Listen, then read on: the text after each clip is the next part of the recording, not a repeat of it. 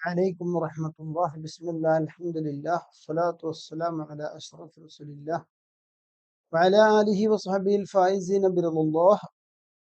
ബഹുമാനപ്പെട്ട അബൂ ഹുറൈറ റളിയല്ലാഹു തആല അൻഹുവിനെ തൊട്ട് ഇമാം തിർമിദി റഹ്മഹുല്ലാഹ് തങ്ങൾ റിപ്പോർട്ട് ചെയ്ത ഹദീസ്, അലാ ഇന്ന ദുനിയ മൽഊനത്തുൻ മൽഊനും മാ ഫീഹാ ഇല്ലാ ദിക്റുല്ലാഹി തആല വമാ വാലാ വആലിമൻ വമുതഅല്ലിമാ. അലാ, അറിയണേ, ഇന്നദ്ദുനിയ, തീർച്ചയായിട്ടും ഐഹിക ലോകം, മൽഊനത്തുൻ, ശപിക്കപ്പെട്ടതാണ്, മൽഊനും മാഫിഹ, അതിലുള്ളത് ശപിക്കപ്പെട്ടതാണ്, ഇല്ലാ ദിക്റുല്ലാഹി തആല, അല്ലാഹു തആലയെ ഓർക്കൽ അല്ലെങ്കിൽ പറയൽ ഒഴികെ, വമാ വാലാഹു, അതിനോട് ചേർന്നതും അതിനെ സഹായിക്കുന്നതും ഒഴികെ, ആലിമൻ, പണ്ഡിതൻ ഒഴികെ, മുതഅല്ലിമൻ, പണ്ഡിത വിദ്യാർത്ഥിയും ഒഴികെ. സഹോദരന്മാരെ, സഹോദരിമാരെ, വളരെയധികം നാം ശ്രദ്ധിക്കേണ്ട ഒരു ഹദീസാണ് ഈ ഹദീസ്. ഇമാം തിർമിദി റഹ്മഹുല്ലാഹ് തങ്ങൾ ഈ ഹദീസ് റിപ്പോർട്ട് ചെയ്യുക മാത്രമല്ല, ഈ ഹദീസ് ഹസനായ ഹദീസാണ്, നല്ല ഹദീസാണ് എന്ന് പ്രത്യേകം സർട്ടിഫൈ ചെയ്യുകയും ചെയ്തിട്ടുണ്ട്.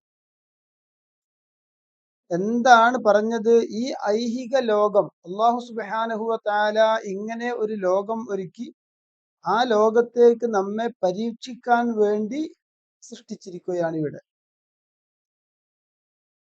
അപ്പോ ആ ലോകത്തെ കുറിച്ച് നമുക്ക് പറഞ്ഞു തരാണ്. ഈ ലോകം, ഈ ലോകത്തിലുള്ള എല്ലാം, അതൊക്കെ ഒരു ലഅനത്ത്, ശാപമുള്ളതാണ്.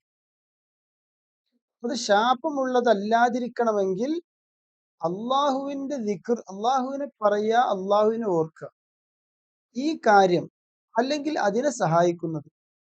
അപ്പൊ ഈ ലോകത്തെ നാം ഉപയോഗിക്കുമ്പോൾ, ഈ ലോകത്തുള്ള സർവ്വ കാര്യങ്ങളെയും സർവ്വ വസ്തുക്കളെയും നാം ഉപയോഗിക്കുമ്പോൾ, ഇവിടെ നാം എന്ത് ചെയ്യുമ്പോഴും എന്ത് പ്രവർത്തിക്കുമ്പോഴും അതിലൊക്കെ ഒരു ലഅനത്ത് വരാതിരിക്കണമെങ്കിൽ, അതിൽ അള്ളാഹുവിന്റെ ശാപം വരാതിരിക്കണമെങ്കിൽ, അള്ളാഹുവിന്റെ അനുഗ്രഹത്തെ തൊട്ട് വിദൂരമാക്കൽ വരാതിരിക്കണമെങ്കിൽ, ഒരു ബർക്കത്തൊക്കെ ഉണ്ടാവണമെങ്കിൽ എന്ത് വേണം?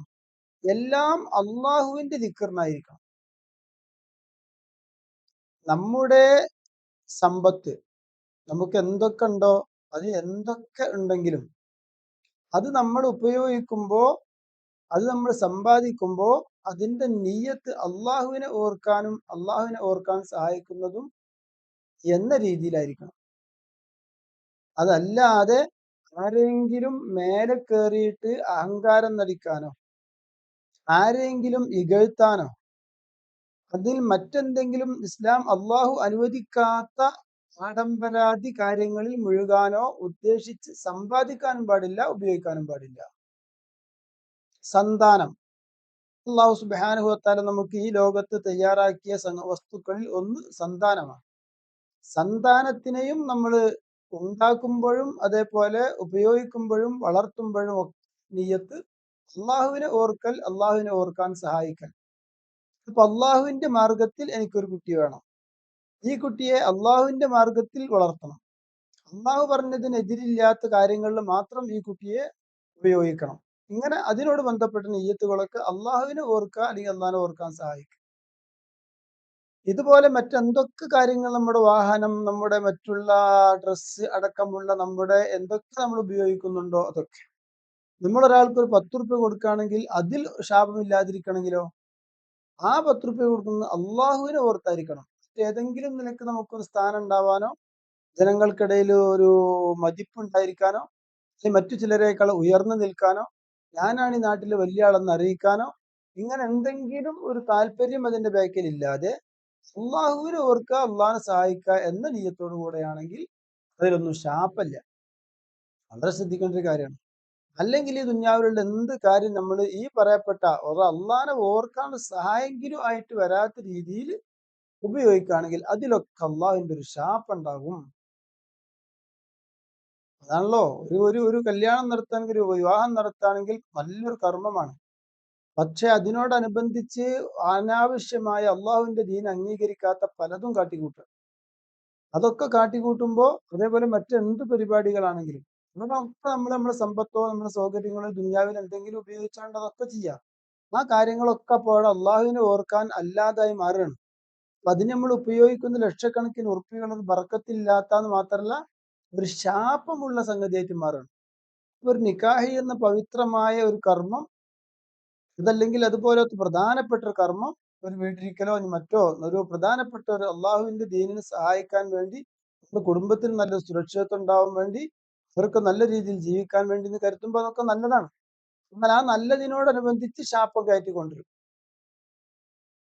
പിന്നെ ഇനി വേറെ കാര്യം ശ്രദ്ധിക്കാനുള്ളത് ഈ ഹദീസിൽ അങ്ങനൊക്കെ ഈ ദുന്യാവിന്റെ കാര്യങ്ങളൊക്കെ അള്ളാഹുവിനെ ഓർക്കാനോ പറയാനോ സഹായിക്കാനോ ആണെങ്കിൽ ലാനത്തില്ല എന്ന് പറഞ്ഞിട്ട് രണ്ട് കൂട്ടരെ പ്രത്യേകം പറഞ്ഞു.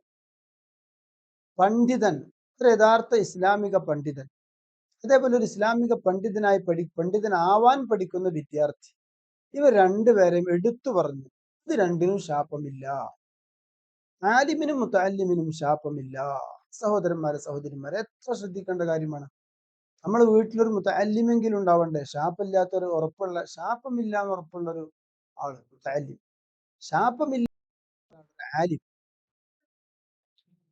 അല്ലാഹു സുബ്ഹാനഹു വ തആല ആലിം ആവാൻ, മുത്തഅല്ലിം ആവാൻ, ഏറ്റവും ചുരുങ്ങിയത് ഒരു വീട്ടിൽ മുത്തഅല്ലിമിനെ ഉണ്ടാക്കാൻ, ഒരു ആലിമിനെ വരിക്കാൻ, ഒരു ആലിമിനെ സഹായിക്കാൻ, ഇങ്ങനൊക്കെ എങ്ങനെങ്കിലും ആ ശാപമില്ലാത്ത രണ്ട് വിഭാഗം, ഈ രണ്ട് വിഭാഗത്തിൽ ഉൾപ്പെടാനോ അല്ലെങ്കിൽ അവരെ സഹായിക്കാനോ അവരെ സ്നേഹിക്കാനോ എങ്കിലും അല്ലാഹു സുബ്ഹാനഹു വ തആല നമുക്ക് എല്ലാവർക്കും തൗഫീഖ് ചെയ്യട്ടെ.